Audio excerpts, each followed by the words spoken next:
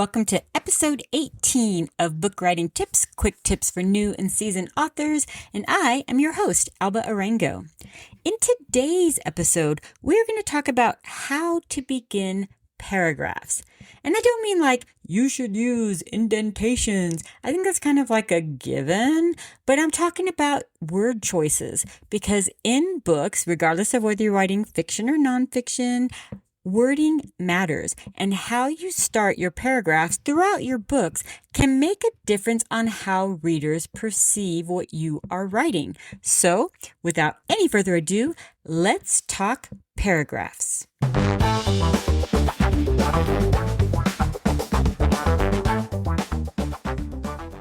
Alrighty then, today's episode will be in two parts as always. In the first part, I will talk about the challenges of writing in first person and how that doggone word I is oftentimes just overused, especially when talking about the beginning of paragraphs.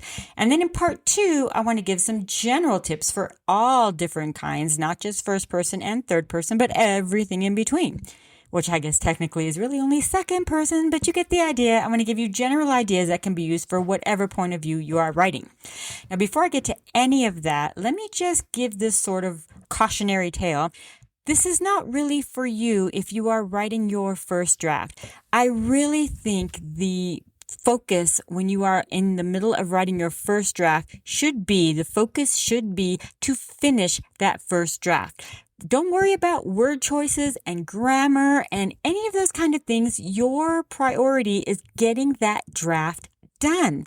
Then when you finish that draft, you can go back and start doing your edits and revisions, and then you can worry about paragraph beginnings and word choices and, character names and things like that. I mean, I will tell you, one book I wrote, the first half of the book, the antagonist was British. And then halfway through the book, I decided he should be French. And so I changed him to French, which means I would have to go back and change everything. And I did not do it then because I knew if I went back to make all of these changes, it would get me out of the zone of getting that book done and getting those words on the page. So I just plowed through, changed his name, and off you go. And when I finished the book, I went back and changed all those British words he used to the French, and it was much better that way. But for now, we're talking about opening paragraphs. So let's get to it. So, part one, that elusive I. 5 of the books I've written, out of the 12 I have published, are in first person. Oh, and just a quick little shameless promotion here.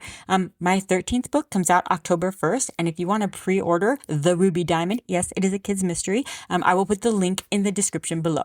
Okay, enough self-promotion. Back to that elusive I. So 5 of the books I've written have been in first person. And the very first book that I wrote in first person, when I read it to my writers group, they gave me many, many things I needed to fix. But one of them was that I overused the word I. And when I went back and looked at what they were talking about, oh my goodness, they were so very, very right. I overused that word way, way too much, just in general, but definitely at the beginning of paragraphs. So I will give you just an example here. This sentence, I walked into the room and I couldn't believe my eyes. Okay, already there is one too many eyes in that sentence. I walked into the room and couldn't believe my eyes. You don't need I couldn't believe my eyes. We already know that I'm the one who walked into the room. We don't need to tell everyone that I also am the one who couldn't believe my eyes. So I take out that second I. But here is the problem. That paragraph started with I walked into the room. And then the next paragraph would be I noticed da da da da. And then the next paragraph is like I da da da da da. And I started to see this pattern, and it was throughout my whole book. And I realized the redundancy in that is 100% a sign of an amateur author. Like you can tell, I obviously didn't pay attention to how my word choices or how I was writing this book. So that is a cautionary tale to you. If your current work in progress is in first person, I would not, again, worry about going back and worrying about word choices for your opening, paragraph sentences right now. But at some point when you're done with your book, that is something you want to look into. And if you want to just take a peek at your work in progress right now, if it's in first person, and take a look, see if you are doing this, then go ahead and do that. But again, don't let that become your obsession right now. Right now, your focus should be on getting that book done and then worrying about word choices. Before we move on to general tips beside this, it's time for our crazy law / writing prompt. If you're new to the show, every week I give you a crazy law to use as a writing prompt. And this is a way to kind of flex those writing muscles. So every week I give you a law that is once upon a time a real law in history. And your challenge is to write a short story about that law. I mean, I guess you could make it a book, but this is really just supposed to be a challenge for the week. So today's crazy law is this. An ordinance by the Belvedere City Council in California reads, and I quote, "No dog shall be in a public place without its master on a leash." Okay, I already have like 1,000 ideas that would be so fun with that prompt, but I will leave it up to you. It's for you to flex your writing muscles. So go ahead, create a fun story about that law, and I hope one day I will see it in print. But for now, let's move on to part 2. Some general tips about writing opening paragraph sentences. Like I said with first person, you don't want like your opening paragraph sentences to be the same thing every single time. The man, blah, blah, blah, blah, blah, blah. The boy stood there, blah, blah, blah, blah. The man then, blah, blah, blah, blah. And now you've got subject, verb, subject, verb, subject, verb, subject, verb, subject, verb in every paragraph that you write. That right there is going to become redundant. And even if it's subconsciously, readers will pick up on that. And it's fine to do it, a few times, but then change it up. Say something like, weighing his options, the man, da, da, da, da, da.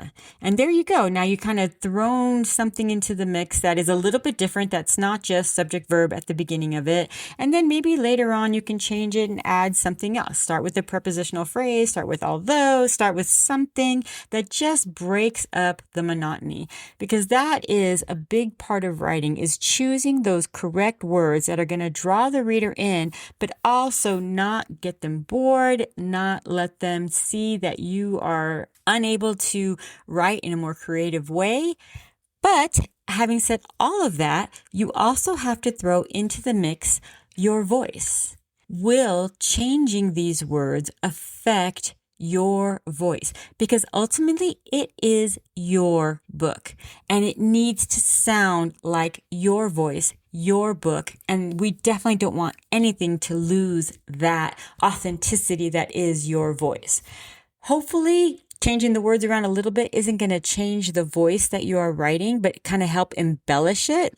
But that is definitely something you want to play with, and that is making sure that changing these word choices around isn't going to affect your voice. But think about it. All right, if you're doing first person, again, make sure you're not overusing the word I all the time, because that actually can really weigh down on it. And if you are not writing in first person, just make sure that every single paragraph doesn't start with the same format.